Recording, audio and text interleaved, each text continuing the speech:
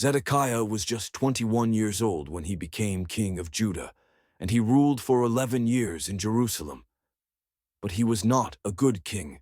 He did evil in the sight of the Lord.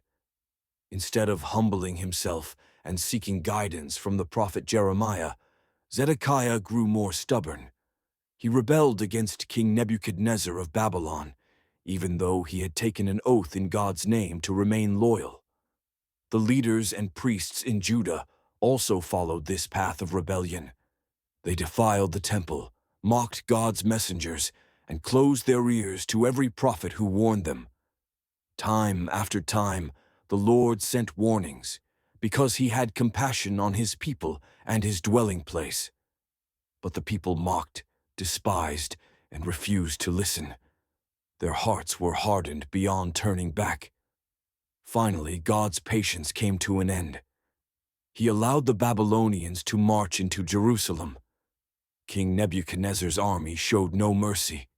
They set fire to the temple, tore down Jerusalem's walls, and burned every palace to the ground.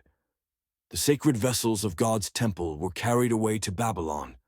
Those who survived the sword were taken captive, men, women, and children, exiled to Babylon. There they became servants of the king and his sons. This exile would last 70 years, just as God had said through his prophets. But even in judgment, there was a promise of hope.